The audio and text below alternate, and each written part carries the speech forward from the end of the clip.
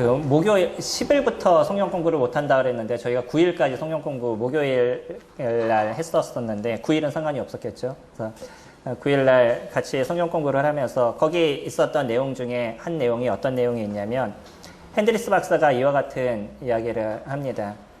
예전에 영국에 한 기자가 있었었는데 그 사람이 프랑크 모리슨이라는 사람이었었어요. 이 사람이 성경이 허구라는 것을 이제 드러내기 위해서 자기가 글을 쓰기를 원했던 거죠. 그래서 그것 때문에 무엇을 시작하게 됐냐면 성경을 이제 읽어야 됐었던 거죠. 내가 성경이 허구라는 걸 얘기하기 위해서는 무엇을 해야 되겠어요? 성경을 알아야 되겠죠. 그러니까 그 사람 나름대로 성경을 이제 읽기 시작했습니다. 네, 신약을 쭉 읽으면서 가장 문제가 됐던 것, 크리스찬들이 주장하는 가장 중요한 것이 무엇이겠어요? 무엇일까요? 저희들이 주장하는 가장 중요한 것이 구원일까요? 무엇일까요? 사람들의 눈에 꽂힌 것도 또 우리가 신약 성경을 보면 제일 중요하게 말씀하시는 것도 무엇이냐면 예수 그리스도의 부활이십니다. 그분의 죽으심이 중심이 아니라 그분의 부활하심이 중심이에요. 또 믿지 않는 사람들의 입장에서도 왜 그러냐면 예수 그리스도의 죽으심은 이미 일어난 사실인 거예요. 그것을 그들은 부인하지 않습니다. 그러나 예수 그리스도의 부활은 또 다른 이야기인 거죠. 어떻게 죽은 자가 다시 부활하겠어요? 이것으로 인해서 그 사람의 입장에서도 딱 꽂히게 된 게 무엇이냐면 어떻게 예수 그리스도라는 그분이 부활할 수 있느냐. 부활이라는 것은 다시 산다는 거잖아요. 그러니까 그분이 다시 살아났다라고 얘기를 하면 이거는 완전한 다른 부분들을 이야기를 하게 되는 거죠. 그럼 그분이 살아나셨냐 그러지 않냐 이것이 상당한 중요한 그 이슈가 될 수밖에 없었던 겁니다. 이분은 그거로 인해서 예수 그리스도의 부활에 대한 걸 중심으로 파헤치기 시작했어요. 근데 글을 읽으면서 놀랐던 것은 무엇이냐면 왜 예수 그리스도가 부활하고 났는데 그 이전에 예수를 부인했던 많은 제자들이 그 다음에는 오히려 예수 그리스도를 쫓는 인생을 살아가게 됐냐는 거죠. 우리 상식적으로 한번 생각해 보세요. 어떤 사람이 죽었다고 부활했대요. 근데 많은 사람들이 그를 쫓았는데 이 사람이 어느 순간에 죽는 걸 보면서 사람들이 다 흩어졌어요. 근데 이 사람이 부활했다는 얘기를 들으면서 이 허구 같은 얘기를 들으면서 다시 사람들이 모이기 시작해요. 그리고 그 사람들이 어떻게 인생을 살았냐면 다 순교까지 그들의 인생을 살아가요. 다시 얘기하면 그들의 목숨을 버리기까지 거기에 맹신을 하게 되는 거죠. 이게 가능하냐는 거예요. 거기에다가 예수 그리스도를 그렇게 핍박했던 바울이 어느 날 길가에서 예수님을 만났다라고 얘기하고 나서부터는 그의 인생의 모든 것을 예수 그리스도 그분을 위해서 투자하는 것을 그가 봤어요. 그리고 쭉 읽으면서 이거는 진짜 살아계신 예수 그리스도였었구나. 그분은 부활하신 분이었구나 라는 확신을 그가 갖게 된 거죠. 그래서 그가 성경이 허구라는 것을 적기 위해서 시작했다. 오히려 나중에 어떤 글을 쓰게 되냐면 예수 그리스도를 변증하는 사람으로 변해버리게 돼요. 우리의 성경의 가장 중요한 중심이 무엇이냐면 예수 그리스도의 부활하심이십니다. 그분의 다시 살아나시면 우리들의 인생의 모든 것을 바꿔가는 삶이 되는 것이고 우리도 이제 그 예수 그리스도 안에 속한 사람이 어떠한 삶을 살아가게 되냐면 부활의 인생을 살아가게 되는 것이에요. 그러니까 그리스도인과 그리스도인이 아닌 사람의 차이가 무엇이겠어요? 그 사람이 부활의 인생을 살아가느냐 부활의 인생을 살아가지 않느냐의 차이인 거죠. 내 안에 예수 그리스도 그분이 계셔요. 그럼 우리는 이제 누구 안에 속한 인생을 살아가냐면 그리스도 안에 속한 인생을 살아가기 때문에 그 안에서 부활에 합당한 인생을 살아가기 위한 끊임없는 노력과 도전과 수고가 있는 삶을 살아가느냐 아니면 여전히 세상에서의 동일한 모습을 갖고 살아가느냐. 이건 행위의 구원을 얘기하는 것이 아닙니다. 잘 생각하셔야 돼요. 내 안에 그리스도가 있었을 때 그 그리스도를 쫓는 인생을 살아가는 사람들로 변하느냐 아니면 여전히 자기중심적인 인생을 살아가는 사람으로 남아있느냐 이게 믿음의 한 증거에 대한 부분인 거죠. 오늘 저희들은 베드로전서를 같이 살펴볼 것입니다. 저번 주에 대략적인 개관으로 저희가 처음부터 끝까지를 고난이라는 한 중심을 갖고 살펴보았다면 오늘은 그 서두에 속하는 베드로가 얘기하는 이 전체적인 베드로 전서 중에 가장 서두와 관련된 그런 이야기들을 저희가 살펴보게 될 것이에요. 저희 1장 1절부터 23절까지 말씀입니다. 오늘의 메시지의 중심은 예수 그리스도 그분에 대한 이야기를 해주고 있습니다. 그러면서 그리스도 그분을 그들이 믿음을 통해서 또 어떠한 삶을 살아가고 있는지에 대한 것을 이야기를 해주고 있죠. 구원은 그래서 무엇부터 시작이 되는 거냐면 그 사람이 이게 필요하느냐 필요하지 않느냐를 생각하는 것부터 시작이 되는 거죠. 그러니까 내가 그 병에 걸렸는데 자기 스스로가 무슨 병에 걸렸는지 몰라요. 그리고 아무 병이 없는 것처럼 생활을 해요. 그러면 그 사람은 어떤 사람이 필요하다고 당신 이 약을 좀 먹어야 됩니다. 지금 문제가 있어요. 라고 얘기해도 그 사람은 그 약을 먹고자 하는 마음을 갖지 않는다는 거예요. 왜냐하면 내 스스로는 그런 병이 걸리지 않았다라고 생각하니까. 근데 내가 알아요. 내가 암이 걸린 걸 알고 어떤 큰 아픔이 있는 걸 알아요. 그러면 그 병을 치유할 수 있는 약이 나왔다 그러면 나의 재산을 다 팔아서 그것을 사지 않겠어요?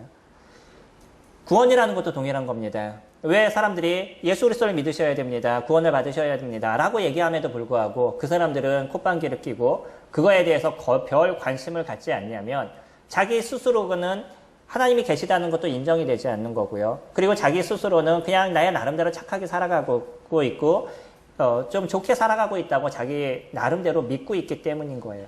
그리고 그 죄의 문제가 뭐가 그렇게 큰 문제인지에 대해서 별 관심이 없기 때문입니다. 전 성도님들한테 말씀드리잖아요. 횡단보도로 건너세요. 뭐 초등학교 말씀드리는 것도 아닌데 자주 말씀을 드리잖아요. 왜 말씀을 드리겠어요? 그냥 죄 짓지 마세요. 그런 거겠어요? 그것만이겠어요? 말씀드렸잖아요. 지난주에도. 저희 나라 교통사고 중에 무단횡단으로 사망하는 분들이 전체 교통사고 사고의 3분의 1에 해당된다라고 얘기해요. 그러면 하루에 돌아가신 분이 한 10분 정도 되시는데 우리나라에 그 중에서 무단횡단으로 돌아가시는 분이 약 3명 정도 되신다는 거예요. 이게 얼마나 큰 수치인지 아셔요? 1년으로 따지면 코로나 비교할 것이 아닙니다. 아주 단순한 얘기를 말씀을 드리는 거예요. 그거는 우리 생명을 보호하는 겁니다. 그리고 또 하나님의 명령이 먼저인 거죠. 그거는 지켜야 될 선을 우리는 지켜가는 거예요. 두 번째는 성도님들의 건강을 지키시라는 거예요. 근데 나는 여태까지 계속 무단횡단을 했어도 안 죽었어요. 그러니까 앞으로도 안 죽을 거라고 내 나름대로 생각을 갖고 있는 거죠. 사람들의 생각이 그런 겁니다. 여태까지 내가 살아왔지만 하나님이 계시나 잘 모르겠어. 뭐 죄? 그렇게 큰 문제인지 나는 알지 못하겠어. 근데 기독교인들은 계속 당신이 죄인입니다. 죄인임을 깨달아야 됩니다. 하고 얘기를 해요. 더 기분이 나쁘죠. 왜 나를 자꾸 죄인이라고 만드냐고.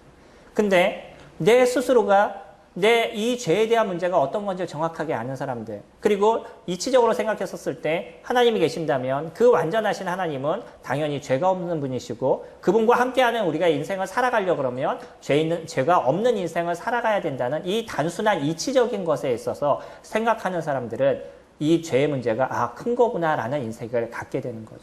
그러면서 그 사람이 하는 행동이 무엇이냐면 어떻게 하면 이 죄의 문제를 해결할까라고 노력해서 착하게 살려고 노력하고 무엇인가 남을 도우려고 열심히 노력하지만 그러면 그럴수록 드러나는 모습은 내가 얼마나 큰 죄인인지를 더 알아가게 되는 거예요. 성도님들도 그러지 않으셔요? 무엇인가를 안 지키려고 노력하면 그게 큰 문제가 되지 않아요. 근데 지키려고 노력하면 그때부터 그것이 왜 이렇게 힘들어지는지 모르겠어요. 내 마음이 편하려면 그것이 문제가 아니라고 생각하면 상관이 없어요. 근데 그걸 하지 마라고 얘기하는 그 순간부터 그거를 지켜나가는 그 자체가 나에게서는 어려움이고 힘듦인 거죠. 내가 죄인임에 대해서 몰랐다면 그냥 죄를 짓는 게 문제가 되지 않았어요. 술을 드시는 분들이 술을 먹는 게 죄라는 인생을 가지지 않으면 술을 먹는 게 문제가 되지 않아요. 근데 술을 먹고 무엇을 하면 문제가 되겠어요? 예. 차를 탄다든지, 그냥 차 타는 건 상관없죠. 운전을 한다든지, 싸운다든지, 뭐 이런 문제가 생기면 거기에 대해서 또 문제가 발생하게 되는 거죠. 근데 교회에서는요, 술에 대한 얘기를 분명히 합니다. 왜 그것이 문제인지에 대해서 얘기를 해요. 그러면 아무 생각 없는 사람은 그냥 술을 먹는 게 문제가 되지 않아요. 근데 나중에 그것을 깨달았어요. 이것으로 해서 생기는 문제가 무엇이고, 왜 하나님이 그것을 어렵게 하시는구나, 왜 어렵다라고 생각하시는구나, 라는 걸 아는 순간에, 그거를 안 먹으려고 노력하면 술을 드셨던 분이 끊는 게 얼마나 어렵겠어요. 힘들어지기 시작하는 거예요. 내가 거짓말하는 게 큰 문제가 되지 않았었는데 오히려 사람들과 살아가는 데 있어서는 하얀 거짓말이 좋을 수도 있잖아요. 사람들을 만났을 때 안 예뻐도 당신 예뻐요 라고 얘기가 하거나 뭐 어떤 문제에서 그냥 잘 돌려대가지고서는 그냥 이게 좋은 거예요 라고 얘기하는 이런 얘기를 하는 것이면 사람들과의 어떤 관계도 좋아질 수 있고 더 좋은 거라고 생각했는데 주님 안에서는 온전한 것을 얘기하는 게 우리들의 모습이고 그것조차도 뭐라고 얘기하냐면 거짓이다라고 얘기를 하죠. 그러니까 그런 걸 하나씩 하나씩 지켜가려고 노력해 보세요. 얼마나 힘든 건가. 내 안에 있는 죄성이 더 강력하게 올라온다는 것만 더 깨닫고 아는 부분인 거예요. 그러니까 사람들은 무엇을 하게 되냐면 내가 이런 노력을 통해서 하나님께 갈 수 없는 존재구나라는 좌절감을 느끼게 되는 거죠. 힌두인들은 그 나름대로 자기 스스로를 절제하기 위해서 했던 것이 요가라든지 자기를 학대하는 거예요. 또 반대쪽으로 나가면 그 사람들은 뭐라고 얘기하냐면 어차피 우리 육체는 그런 거다. 그러니까 육체를 학대해야 된다 그래서 막 마약, 술 아니면 유흥 뭐 이런 걸로 자기 몸을 막 학대하는 뭐 이런 모습들도 극단적으로 나아가고 있습니다. 나름대로 자기네들이 생각하고 있는 온전한 길이라고 믿는 것이죠. 이것이 우리 안에 있는 죄성을 정확하게 깨닫게 됐었을 때 내 스스로 이것을 할 수 없다라는 것을 아는 순간에 절망이 되는데 근데 더 놀라운 건 뭐냐면 내가 이 절망하고 쓰러지는 이런 상황 속에 예수 그리스도 그분이 이 모든 것을 다 해결하셨다는 것을 내가 깨닫게 되는 거예요. 나는 누구를 믿을 수밖에 없는 존재만 알게 되냐면 예수 그리스도 그분을 믿을 수밖에 없는 존재라는 것을 정확하게 알게 되는 거죠. 그러면서 이 해결할 수 없는 것을 그분이 대신 해결하시고 다만 이제 너는 나를 따를래? 라는 그 한마디에 우리들의 여태까지 눌렸던 모든 것이 해방이 되고 예수 그리스도 그분 앞에 그분 안에 들어가는 그런 인생을 저희가 살아가게 됩니다. 그러면서 그분 속에서 살아가는 삶이 무엇인지를 저희가 알게 되는 거예요. 기쁨을 누리게 되는 거예요. 예전에 했던 그것이 유의가 아니라 하나님 안에서 살아가는 삶이 유의인 것이고 그리스도 그분이 우리에게 주시는 축복과 은혜가 무엇인지를 저희들이 깨달아가는 시간들을 가져가는 거죠. 그러면서 저희들의 인생 속에 있는 잘못된 것들, 그런 것들을 하나씩 버려가는 삶을 살아가게 됩니다. 이것이 구원을 이룬 사람들의 모습인 것이죠. 3절 말씀 보시면 베드로는 1절과 2절을 통해서 예수 그리스도에 대한 부분을 먼저 그들에게 인사를 하게 되는데 그 중에서도 2절을 먼저 보시면 곧 하나님 아버지의 미리 아심을 따라 성령이 거룩하게 하심으로 순종함과 예수 그리스도의 피뿌림을 얻기 위하여 택하심을 받은 자들에게 편지하노니. 예수 그리스도의 피뿌림, 그분의 죽으심, 우리에게 피를 진짜 뿌렸다 이런 것이 아니죠. 그분의 죽으심을 통해서 구원의 그 은혜를 누리는 그런 삶을 살아가는 자들에게 지금 베드로는 편지한다라고 얘기해요. 이거는 아무나 얻을 수 있는 은혜가 아님을 알게 되죠.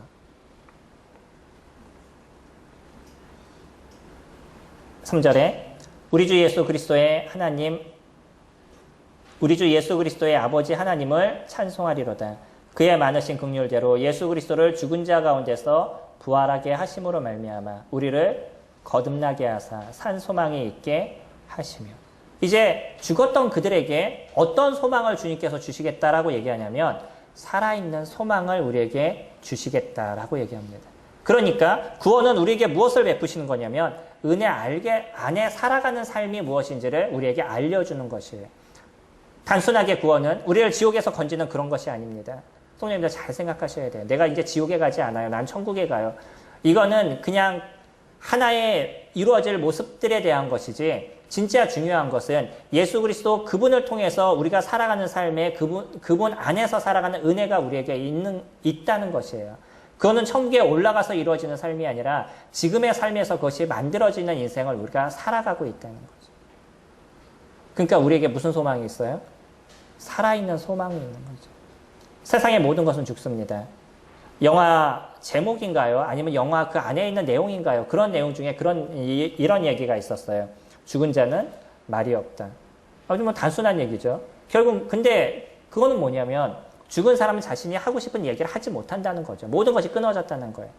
그가 어떤 생각할 수 있는 것, 그가 뭔가 자기를 변호할 수 있는 것, 이런 모든 것이 없어졌다는 거죠.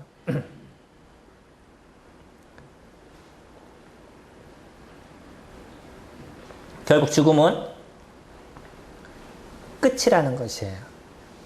뭔가 그 이후에 뭔가 할 수 있는 것이 없다는 거죠. 그래서 주님은 우리에게 소망을 얘기할 때도 죽은 소망을 얘기하시는 것이 아니라 무슨 소망을 얘기하시냐면 산 소망을 것입니다. 이거는 영원한 것이고 우리에게 현재부터 시작해서 미래까지 이어져 나갈 것이에요.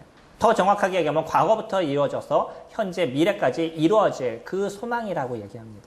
그러니까 성도님들의 삶에 이 부활의 은혜가 이루어지는 그 순간부터 우리는 산 소망을 품고 살아가는 인생을 살아가고 있다는 거예요. 다시 얘기하면 하나님의 은혜 아래 있는 삶을 살아간다는 거죠.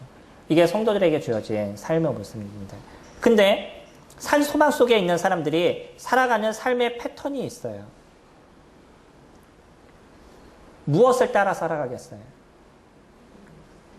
예. 살아있는 것을 붙잡는 인생을 살아가는 거예요.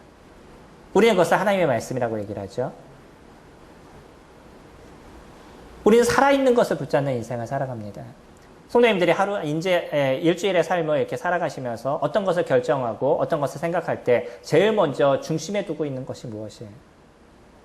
때로는 이사를 할 때 이사하는 것의 첫 번째 중심이 되는 게 무엇이고 아니면 직장을 얻으실 때 그 직장을 얻는 것의 첫 번째 중심이 되는 게 무엇이고 아니면 오늘 하루를 어떤 일을 특별하게 준비하게 될 때 그것을 준비하는 첫 번째 되는 생각이 무엇이에요? 그게 우리에게 산소망이 되어야 되는 거예요. 이게 그리스도인들의 삶에 대한 모습인 겁니다. 직장을 선택하는 데서도 요즘은 직장을 선택하는 첫 번째가 돈이잖아요. 베르나르 베르베르라는 작가를 아시나요? 그 프랑스로 제가 알고 있는데 프랑스 작가인데 그분의 책이 왜 유명한지는 전 내용은 잘 모르겠어요.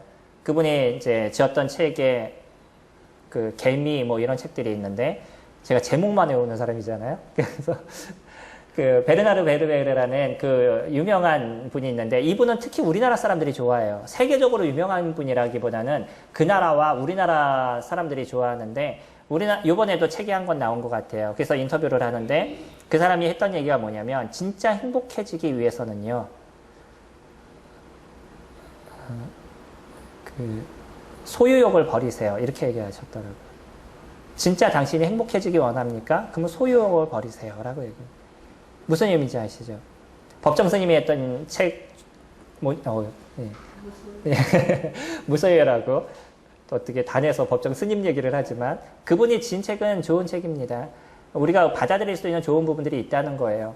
그게 어떤 종교적인 것이 아니라 우리가 책의 어떤 한 관점으로 봤었을 때는 너무 많은 사람들이 뭔가를 소유하려고 노력하면서 평생 그 소유욕에 힘들어하면서 인생을 살아가요. 아이에 대한 소유욕, 아니면 가정에 대한 소유욕, 돈에 대한 소유욕. 이 소유욕은 단순하게 그게 돈에 관련된 것이 아니라 건강에 대한 것 많은 것이 깔려 있어요. 그 많은 소유욕 속에서 아니면 취미에 대한 거, 여행에 대한 거 많은 것이 깔려 있는데 이 소유욕에서 내가 조금 더 자유로워지면 우리들의 삶이 조금 여유로워집니다. 근데 내가 무엇인가의 소유욕에 꽉 매이기 시작하면 그때부터는 거기에 내 모든 생각과 내 모든 것이 거기에 다 집중하게 돼버려요. 그러면서 힘들어지기 시작하고 그때부터 어려워지기 시작하는 거예요. 무엇인가 우리는 쟁취할 수 있고 그것을 위해서 열심히 살아가는 거 중요합니다. 우린 또 그런 인생을 살아가야 돼요. 그러나 그것이 내 손에 쥐어지는 것이 행복이 아니라는 거예요. 그것을 추구해 나가는 어떤 과정이나 이런 자체에 우리가 즐거움을 누릴 수 있으면 충분히 우리 인생에 더 많은 것을 얻을 수 있는 인생을 살아갈 수 있음에도 불구하고 사람들은요, 더 그 결과가 뭔가 내 손에 쥐어지는 것, 그것을 위해서 그냥 평생을 달려가게 되는 거죠. 주님이 저희 가운데 얘기하신 것이 그런 게 아닌가요? 우리에게 있어서 진정한 소망이 무엇이냐? 바울이 그 디모데 후서에서 적어주고 있는 그의 얘기에 내가 달려갈 길을 다 가고 표대를 향해서 빌립보서에서는 그렇게 되죠. 내가 표대를 향해서 걸어간다. 그냥 그가 달려가는 그 하나가 예수 그리스도라는 그 하나의 표대 속에서 살아가다 보니까 그거는 썩어지거나 없어지거나 그런 소망이 아니다 보니까 그는 그 달려가는 그 하루하루의 삶이 그에게 기쁨이 되고 즐거움이 되는 인생을 살아갈 수 있었던 거죠. 근데 우리들 안에 그러한 산 소망이 아니라 죽은 소망을 붙잡는 모습이 되어져 가면 죽은 것을 붙잡으면 어떤 일들이 일어나요? 예전에 그 심한 그 형벌 중에 하나가 무엇이었냐면 죽은 시체에 사람을 같이 묶어놓는 것이었어요. 그럼 어떻게 돼요? 나중에 네 살이 함께 썩어져 가는 것이죠. 옛날에는 사람들이 진짜 잔인했던 것 같아요. 요즘은 그렇게까지 하지만 않지만 예전에는 사람을 죽이는 데 있어서 별 여러 가지 방법을 통해서 사람들을 다 죽여가는데 때로는 죽은 시체에다 묶어놓는 이런 문제가 아무리 발버둥쳐도 거기서 헤어나지 못하는 거죠. 우리의 소망이 살아있는 것에 붙잡혀 있는 인생을 살아가지 않으면 산 소망 속에서 우리가 살아가는 모습들이 되어져 가지 않으면 결국은 썩어져가는 모습들을 가져갈 수밖에 없는 거예요.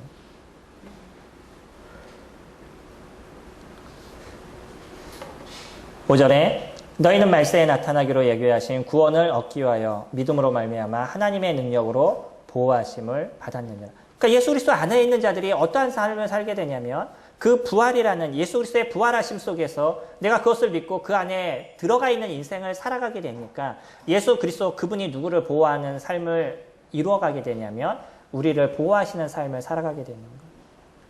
우리는 그 보호하심 속에서 인생을 살아가게 됩니다. 그분이 저희들을 지켜주시고 저희들을 보호하시는데 그것이 단순하게 내가 그냥 천국에 가는 구원에 대한 어떤 보호 그것만을 이야기하는 것이 아니라 이 땅을 살아가는 삶 속에서도 나타나고 있는 그분의 은혜에 대한 모습을 저희들에게 얘기해주고 있어요. 믿는 사람들에게 누가 지켜주신다고요? 네, 하나님이 지켜주신다. 보통 그렇게 표현하죠. 근데 우리에게 누가 있다고요? 히브리서에서 보면 믿는 사람들을 지키는 수호 천사가 있다라고 얘기합니다. 물론 우리도 동일하게 병에 걸리고요. 우리도 동일하게 때로는 사고를 당하기도 하고 우리는 동일하게 또 어떤 아픔에 대한 문제가 있을 수도 있고 어떠면 우리도 동일하게 코로나에 걸릴 수도 있는 거예요. 그러나 그런 과정과 그것이 이루어져가는 상황 속에서 하나님이 우리를 어떻게 인도하시고 이끄시는지를 정확하게 볼 수 있는 것은 하나님 그분을 인정하는 삶을 살아갈 때 우리가 볼 수 있습니다. 어떻게 주님이 그런 문제에서 우리를 헤어나게 하시는지 또 그런 문제를 우리에게서부터 어떻게 띄워놓으시는지 때로는 그런 아픔에 대한 것을 이겨가면서 우리에게 주시는 주님의 그 은혜가 무엇인지를 저희가 거기서 얻어갈 수 있는 거예요. 하나님이 인정하는 삶을 저희가 살아가게 될 때 그 부활의 삶을 저희가 살아가게 될 때 그냥 예수 그리스도의 십자가에 죽으셔서 나도 그것을 믿음으로 그냥 구원받아서 나도 천국에 갑니다. 그게 아니고요. 그분의 살아계신 그 부활의 신앙이 우리 안에 있음을 통해서 내가 지금 살아가는 삶이 부활의 삶을 살아가게 될 때는 그리스도 그분이 산 소망과 산 은혜 가운데 살아가는 것이 무엇인지를 저에게 보이시고 알려주신다는 거예요. 그리고 그분의 보호하심, 성령의 능력의 보호하심이 저희들 가운데 매일마다 존재하는 삶을 저희가 살아갑니다. 요즘은 저희들이 고민해야 될 게 너무 많아졌어요. 지난 한 주는 참 많은 뉴스거리가 있었었죠. 많은 뉴스거리 속에서 기독교인들에게 제일 고민이 됐던 것 중에 하나가 이제 교회 안에 모든 소모임을 다 하지 못하게 한다는 것, 그리고 예배를 드리지 예찬을 하지 못하게 한다는 것, 그런 많은 제약들이 오기 시작했습니다. 예, 보셔요. 이런 그 제약에 대한 부분들이 그냥 우리가 생각하는 단순한 일들인지 아니면 이런 제약에 대한 부분들이 결국은 어떤 산안의 역사 속에서 만들어져가는 모습인지를 저희가 잘 보셔야 될 필요가 있습니다. 저는 정부를 반대하거나 정부의 어떤 시책을 위해서 싸워가는 그런 존재는 아닙니다. 그러나 분명한 것은 우리가 믿는 믿음이 어디에 무엇이 먼저 있냐는 거예요. 정부의 시책이 먼저냐 아니면 하나님의 말씀이 먼저냐. 그것에 대한 것을 저희가 정확하게 갖지 않으면 저희들의 신앙에 문제들이 발생하기 시작하게 될 겁니다. 6절부터 보시면 그러므로 너희가 이제 여러 가지 시험으로 말미암아 잠깐 근심하게 되지 않을 수 없으나 오히려 크게 기뻐하는도다. 우리는 참 여기에 이야기를 보면 단순하게 보여지는 것이잖아요. 그냥 그들이 어떤 조금 어려움이 있었나 보네. 어떤 시험이 조금 있었나 보네. 그래도 그들이 기뻐하네. 그냥 그렇게 보여지는 거죠. 근데 우리가 역사적으로 이때를 보면 이때 모습이 어떤 상황이었는지 저번에 말씀을 드렸죠. 이때 아주 극심한 그 고통이 있었었고 사람들을 잡아다 죽이는 게 비일비재한 그것도 누구만 크리스찬들만 잡아다 죽이는 게 비일비재한 그런 시대에 대한 배경을 갖고 있어요. 근데 재밌는 표현 쓰지 않아요? 근데 뭐라고요? 예. 잠깐 근심하고요. 그 다음에 오히려 크게 기뻐한다라고 표현하고 있어요. 너무 재밌지 않나요? 뭔가 이해가 되지 않은 역설적인 부분들을 갖고 있습니다.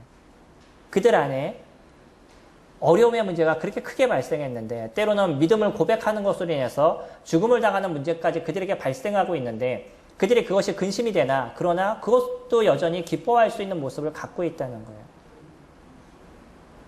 우리들의 인생을 사시는데 주님을 섬김으로 생기는 여러 가지 일들에 대해서 너무 고민하지 않으셔도 좋을 것 같습니다. 더 중요한 거는 우리가 무엇을 붙잡는 부분들을 가져가고 있느냐는 거예요. 우리에게 있어서 두려움은 진짜 두려움은 무엇이냐면 아주 작은 구멍인 거예요. 그 얘기 아셔요? 저도 어릴 때 들었는데 학교에서 들었던 얘기 중에 네덜란드의 한 아이가 그 길을 이렇게 가고 있는데 뚝방에 구멍이 하나 이렇게 뚫려져 있어서 물이 새고 있어가지고 거기에 자기 손을 집어넣어서 막 밤새도록 그걸 막아서 결국 사람들을 살렸다. 얘기 들어보셨나요? 저만 들었나요?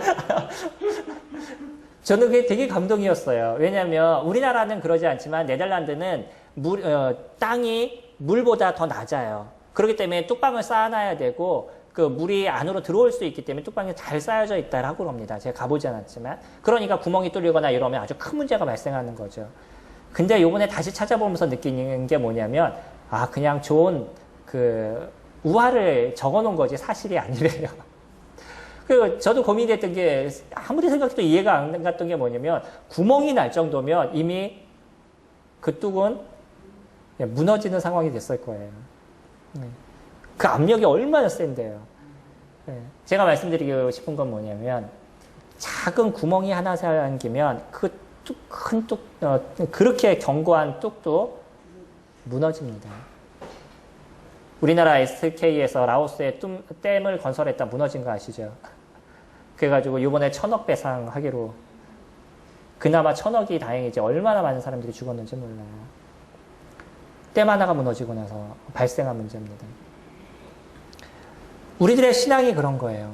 아주 단순한 것 같습니다. 이 정도는 우리가 정부의 시책에 따라주고 이 정도는 우리가 얼마든지 이해할 수 있고 그래야 이 정도는 우리가 해줄 수 있지 라고 생각하는 그 조금의 어떤 양보와 모습들이 결국은 우리들의 신앙의 모습에 무너짐의 모습이 나타나게 될 거예요.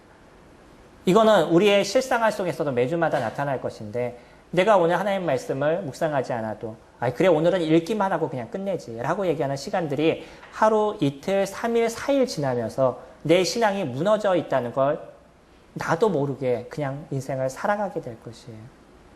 우리는 성경을 읽는 것으로 끝나는 존재들이 아닙니다. 읽고 묵상하고 행하는 존재예요. 그게 여호수아 1장 8절이죠. 하나님의 말씀을 그들이 읽는 것으로 끝나는 것이 아니라 그것을 묵상하고 그리고 따라 행하는 것. 거기까지 가는 게 우리가 성경을 읽습니다라고 얘기하는 의미인 거예요. 그냥 읽습니다라고 얘기하는 게 성경을 오늘 한 장 읽었습니다 이게 아니고요. 거기에 의미를 우리가 파악하고 그것에 따라서 적용의 삶을 살아가는 것까지가 우리가 일반적으로 얘기하는 통칭으로 성경에서 통칭으로 얘기하는 너희가 성경을 보아라, 성경을 읽어라, 묵상해라 라고 얘기하는 그런 의미라는 것이에요. 그것이 우리 가운데 이루어지지 않으면 내가 오늘 하나님의 말씀을 따라 사는 삶을 살지 않았기 때문에 나는 자꾸 어디의 관점 속에서 인생을 살아가냐면 세상의 관점 속에서 인생을 살아가게 되는 것이고 세상에서 얘기하는 것이 더 크고 그렇게 하지 않으면 내 인생이 무너질 것 같은 생각을 자꾸 가져가게 되는 거예요. 얼마나 많은 세상적인 이야기를 우리가 들으면서 인생을 살아가요. 하루가 몇 시간이에요? 24시간이죠. 일주일이면 몇 시간이에요? 계산 빠르신 분 있죠? 168시간이죠. 그러면 168시간 속에서 선생님들이 일주일 딱 오늘 나와서 메시지 1시간 딱 듣고 갔어요. 그럼 168대 일이 싸워야 되는 거예요. 집에서 1시간 성경을 보셨어요. 그걸 일주일 보셨다 그래도 168대 8이 싸워야 되는 거죠. 메시지는 들으셨을 거니까. 하루에 1시간씩 따져도. 내가 하루 1시간 말씀을 봤어요 라고 얘기를 해도 168대 8이 싸워야 되는 거예요. 이기실 수 있겠어요? 자연스럽게 난 이길 수 있다라고 생각하고요. 난 그렇게 자연스럽게 신앙생활을 잘하고 있다라고 생각하는 경우가 제 안에서 예전에 계속적으로 있었던 거예요. 이런 부분들이 수치적으로 내가 살펴보고 수치적으로 생각해보면 내가 얼마나 무모하게 신앙생활을 하고 있었고 그 무모함 속에서 내가 이기고 있다라고 내 나름대로 난 그래도 교회에서 열심히 섬기고 있고요. 교회에서 어떤 일을 했었고 저 예전에 교회에서 많은 일을 했습니다. 어떤 면에서는 사역을 할 때보다 그때보다 더 많은 일을 했었어요. 아침에 문을 열고 교회 와서 문을 여는 게 8시 반 정도 됐을 거예요. 그 전에 아이들 태우고 오니까 집에서는 8시쯤부터 출발하면. 그리고 청년회 끝나고 집에 가면 보통 저녁 6시 넘어서 7, 8시에 집에 들어가요. 그게 일요일에 저의 삶이었었어요. 그러니까 내가 말씀을 묵상을 안 해도 내 스스로 뭐라고 생각했냐면 난 신앙생활 잘하고 있어 라고 생각하는 거죠. 내 나름대로 무엇인가를 해나가고 있으니까. 근데 그것이 온전한 신앙생활이겠어요? 내가 진짜 하나님을 붙잡고 그 부활의 신앙 속에서 살아가지 않았으면 그 모든 것이 아무 의미가 없다는 거예요. 그런 착각에 대한 부분들이 깨어지는데 많은 시간들이 걸리게 되는 거죠. 성도님들, 고난이라는 거 얘기할 때 지금 정도의 고난을 성경은 고난이라고 얘기하지 않는다는 거예요. 다시 얘기하면 우리는 지금 정부 시책 속에 있습니다. 오늘 왜 스티커까지 붙였냐면 성도님들이 우리가 지켜야 될, 우리가 해야 될 최선의 것은 하자는 거예요. 그건 저희가 해야 될 일인 것이죠. 그러나 그래서 예배를 포기하시겠어요? 이건 성도님들이 선택하셔야 될 부분인 겁니다. 내가 어떤 것을 선택해야 될 것인가. 그리고 그것으로 인해서 생기는 문제에 대해서 내가 감수할 것인가. 하나님이 지켜주시니까 괜찮아 라고 얘기하는 거는 안 지켜주시는 순간 내 모든 신앙이 무너져 가는 거예요. 어떤 아이가 그런 얘기 했다고 그러더라고요. 네, 전도사, 네, 저하고 이제 같이 공부했던 친구가 있었는데 그 친구가 지금 전도사예요. 근데 그 전도사 그 분한테 이 꼬마가 하나님께서 지켜주시니까 코로나에 안 걸릴 거예요 라고 얘기했대요. 그러니까 자기 스스로 고민이 했던 거죠. 하나님이 우리 아이 코로나를 지켜주실까? 그러지 않아도 우리는 믿음을 갖고 있어야 될까? 아, 어렵다. 뭐 이렇게 글을 올렸더라고요. 어떠셔요? 우리는 자꾸요, 뭔가 해주실 거니까 난 이건 합니다라는 그런 생각을 가져요. 그런 건가요? 아니, 그냥 나의 말씀을 따라가니까 하나님께서 어떻게 하셔도 제가 그것을 인정하겠습니다. 라고 얘기하는 걸까요? 우리가 후자가 되지 않으면 나를 도와주지 않는 이상 하나님은 내가 섬길 존재가 되지 않는다는 거예요. 이미 나를 구원했어요. 우리가 보통 그런 얘기하고 똑같은 거잖아요. 물에 빠진 사람 건져냈더니 보따리 달라고 그런다고. 이게 그냥 웃자라고 얘기하는 거고 세상에 그런 사람이 어딨어라고 얘기하지만 너무나 많은 사람들이 그런 인생을 살아가요. 예수 그리스도께서 이미 십자가에서 자기를 주셨어요. 우리에게 진정한 사랑이 무엇인지를 다 베풀어 주셨어요. 근데 날마다 주님 이거 안 주셔요? 어떻게 주님이 그러실 수 있어요? 어떻게 이거 안 도와주세요? 어떻게 주님이 나에게 이러실 수 있어요? 그런 얘기를 너무 쉽게 우리들의 인생에서 해나가고 있는 거죠. 그건 성도님들을 위해서만 얘기하는 게 아니라 제 자신을 지금 얘기하는 거예요. 어떤 특별한 일이 이루어지지 않을 때 왜 주님 이건 이렇게 안 해주시죠? 라는 얘기가 쉽게 제 안에서 올라오고 있는 거예요. 이런 부분에 있어서 십자가의 진정한 보혈에 대한 의미는, 그러니까 다시 얘기하면 이 부활의 의미는 우리들의 인생의 삶의 변화를 만들어가게 되는 거예요. 고난, 그것을 이길 수 있는 힘이 저희들에게 있는 거예요. 왜요? 예수 그리스도의 은혜가 나를 붙잡으니까. 우리는 날마다 그것을 기억하는 인생을 살아가니까. 그분이 나를 위해서 이루셨던 무엇인가를 내가 다시 한번 기억하면, 그래요 주님 그러시죠. 저에게 이런 것을 베푸셨죠. 제가 무엇인가를 또 놓치고 있어요. 라고 다시 생각을 돌이키는 인생을 저희가 살아가잖아요. 내가 어떤 죄 가운데 있어요. 이것이 왜 문제인지에 대해서 성경을 통해서 저희가 보게 되면 아, 이게 문제군요. 제가 여기서 벗어가겠습니다. 그런 고백들이 우리들 안에서 계속 나오게 되고, 그래도 그렇게 얘기를 해도 여전히 다시 그 잘못됨의 모습을 우리가 만들어가지만 다시 기도하는 모습들을 통해서 하나씩 버려가는 인생을 살아가는 거예요. 이게 어떤 사람이에요? 믿음 안에 있는 사람이고 하나님의 구원의 은혜 아래 있는 사람인 거죠. 성도님들이 내가 진짜 구원 아래, 은혜 아래 있다라고 얘기하면 이런 패턴이 우리들의 일주일의 삶에서 계속적으로 이루어지는 모습을 가지시고 계셔야 된다는 거예요. 그게 우리에게 없으면 진짜 우리는 우리들 중심에서 내가 믿었냐를 고민하셔야 돼요. 내가 믿음 가운데 있느냐를 고민하셔야 되는 것은 그리스도의 은혜가 나에게 아무런 감정으로 일어나질 않아요. 그분의 죽으심이 나에게 그렇게 크게 되지 않아요. 단지 나는 그냥 그분의 죽으심을 믿었고 단지 나는 그냥 그래서 천국에 간다는 어떤 공식을 나는 알고 있어요.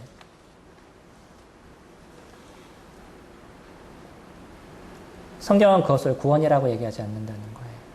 구원은 내가 살아가는 삶에 그분의 은혜를 갖고 살아가는 삶의 모습이 만들어져 가는 것이고요. 구원은 내 삶의 변화의 모습들이 그분의 말씀을 통해서 계속적으로 일어나서 지금 베드로가 고백하는 것처럼 또 그들을 향해서 얘기하는 것처럼 너희가 잠시 근심하게 되지 않을 수 없으나 오히려 크게 기뻐한다라고 얘기하는 거죠. 7절에 너희 믿음의 확실함은 불로 연단하여도 없어질 금보다 더 귀하여 예수 그리스도께서 나타나실 때에 칭찬과 영광과 존귀를 얻게 할 것이니라. 얼마나 대단하면요. 금을 녹여서 연단시켜서 이게 다 없어질 때까지 연단하려면 얼마나 연단을 해야 되겠어요. 근데 이것보다 무엇이 더 귀해요? 우리들의 믿음이 더 귀하다는 거예요. 이건 그렇게 없어질 것이 아니라는 거예요. 영원히 우리 가운데 있는 것이고 영원히 그것이 우리나라에서 만들어져가는 인생을 살아가게 된다는 그냥 믿음이 없어진다 그게 아니고요. 믿음을 통해서 나타나는 우리들의 삶이 여전히 우리들 안에서 드러나는 인생을 살아가고 있다라고 얘기하는 거죠. 이게 믿음 안에 있는 사람의 모습을 저희들에게 그려주고 있어요. 예수를 너희가 보지 못하였으나 사랑하는도다. 이제도 보지 못하나 믿고 말할 수 없는 영광스러운 즐거움으로 기뻐하니 믿음의 결국 곧 영혼의 구원을 받음이라. 얼마나 귀해요, 우리 성도님들이. 보이지 않는 그분을 저희들이 믿고 있어요. 그분이 우리들 눈에 보이지 않았다 할지라도 여전히 그분께서 어떤 분인지 이미 2000년 전에 오셔서 저희들 가운데 무엇을 보여주시고 우리 인생에 무엇을 이루어 주셨는지를 저희들이 정확하게 깨닫는 인생을 살아가고 있는 거죠. 이 구원에 대하여는 너희에게 임할 은혜를 예언하던 선지자들이 연구하고 부지런히 살펴서 자기 속에 계신 그리스도의 영이 그 받으실 고난과 후에 받으실 영광을 미리 증언하여 누구를 또는 어떠한 때를 지시하시는지 상고하니라. 이 섬긴 바가 자기를 위한 것이 아니요 너희를 위한 것임이 계시로 알게 되었으니 이것은 하늘로부터 오내신 성령을 힘입어 복음을 전하는 자들로 이제 너희에게 알린 것이요 천사들도 살펴보기를 원하는 것이냐. 이 구원의 모습이 얼마나 놀라우면요. 이것은 누가 예전부터 준비를 했냐면 선지자들이 끊임없이 그것을 준비하고 선포하는 인생을 살았어요. 근데 그것은 그들을 위한 것이 아니라 누구를 위해서 해주었다고요? 우리를 위해서 그들이 그와 같이 연구하고 살핀 것을 적어주었다라고 얘기를 하는 거죠. 그것이 지금 저희가 보고 있는 거예요. 근데 이거는 누구도 살펴보기를 원해요? 천사들도 그것을 살펴보기를 원한다라고 얘기하죠. 이 구원의 복음, 예수 그리스도의 그 영광과 그분의 그 고난에 대한 모습들, 이런 것이 얼마나 소중하고 귀한지에 대해서 선지자들은 그것을 끊임없이 연구하고 살펴서 우리 가운데 남겨줬고요. 우리는 구약에 있는 그 많은 것을 통해서 이 땅에 오신 예수 그리스도 그분이 진정한 메시아임을 저희들이 깨닫는 그런 인생을 저희가 살아가게 되죠. 천사들이 저희들을 보며 부러워하는 거죠. 우리에겐 진정한 구원의 은혜가 있고 하나님의 자녀가 되는 권세를 우리에게 주어지지만 천사들은요. 그러지 않는다는 거예요. 우리에게 주어진 은혜가 얼마나 큰지를 아시나요?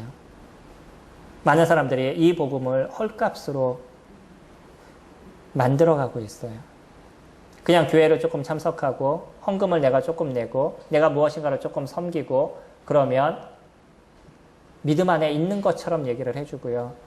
그리고 그러면 잘하고 있는 것처럼 자꾸 사람들을 속여가고 있어요.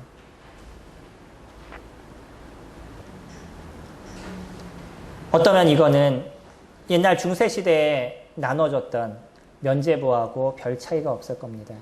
그 면죄부는 내가 돈만 내면 지옥에서부터 올라온다라고 그들이 광고를 했어요. 뭐라고 광고를 했냐면 당신의 돈이 바닥에 떨어져서 쨍그랑 소리가 나는 순간 당신이 기도하는 영혼이 지옥에서부터 튀어오른다라고 얘기했어요.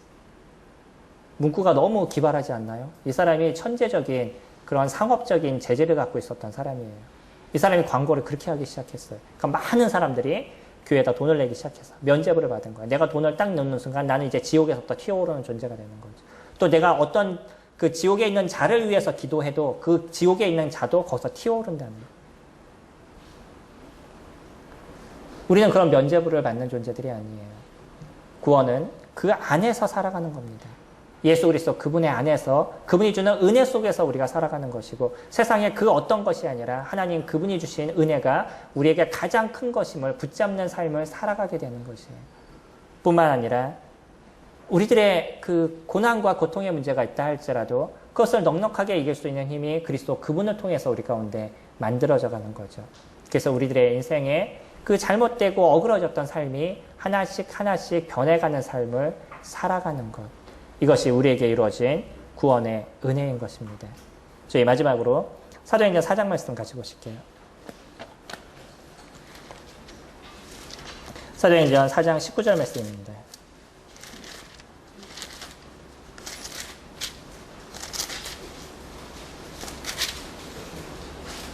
사장 19절 말씀 보시면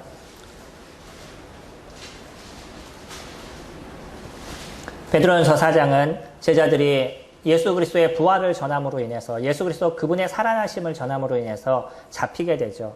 근데 이들을 잡아놓을 만한 명분이 없다 보니까 다시 그들을 풀어주면서 이 대제사장과 그때 관리들이 뭐라고 얘기하냐면 예수 그리스도 그 이름으로 너희들이 아무것도 하지 말아라 라고 엄포를 놨어요. 만약에 그럼 내가 너희들을 죽일 수도 있다 라고 얘기를 하는 거죠.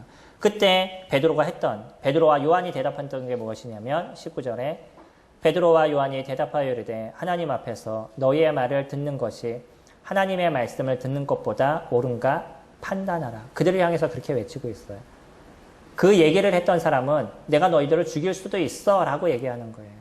충분히 너희를 죽일 만한 상황을 내가 만들 수도 있어 라고 얘기하는데 그런 사람을 향해서 그래 내가 네 얘기 듣는 것보다 하나님의 얘기 듣는 것 둘 중에 선택하라면 너는 어떤 걸 선택할래? 라고 물어보는 거예요. 오히려. 이게 믿음 안에 있는 사람들의 모습이신 거고 그 부활 안에 있는 삶을 살아가는 사람들의 담대함과 확신에 대한 삶인 겁니다. 우리는 조금의 어려움의 시기들을 보내시고 있습니다. 우리가 지켜갈 것은 지켜가지만 여전히 성도님들이 하나님께 드려지는 예배에 대해서 그것을 붙잡을 수 있는 그러한 마음의 중심이 있으시면 좋을 것 같습니다. 시대는 점점 어려워져 갈 것이고요. 결코 우리가 이뤄가고 있는 이 믿음에 대한 부분들이 점점 더 편해지고 좋아질 거라고 생각하기에는 이미 많은 부분들이 힘들어져 가고 있어요. 일본의 홍수, 중국의 홍수, 미국의 이번에 코로나의 확진자가 7만 몇천 명인가요? 6만 몇천 명인가 7만 몇천 명까지 하루 확진자가 점점 세계가 어려워져 가고 있습니다. 그 우리나라의 모습도 유례없는 하다못해 50시대에도 없었던 기독교 탄압이 사실은 이루어진 거고요. 코로나의 어떤 이야기를 통해서 그 속에서 우리는 어떤 믿음을 지켜가시고 어떻게 우리가 살아가실 건지에 대해서 우리가 확신을 갖지 않으면 이 부활에 대한 그리스도의 은혜에 대한 부분들이 우리에게 확실히 이루어지는 그런 삶을 살아가지 않으면 작은 구멍이 댐을 무너뜨리지 우리들의 모든 신앙이 무너지는 시간이 되어져 갈 수도 있습니다.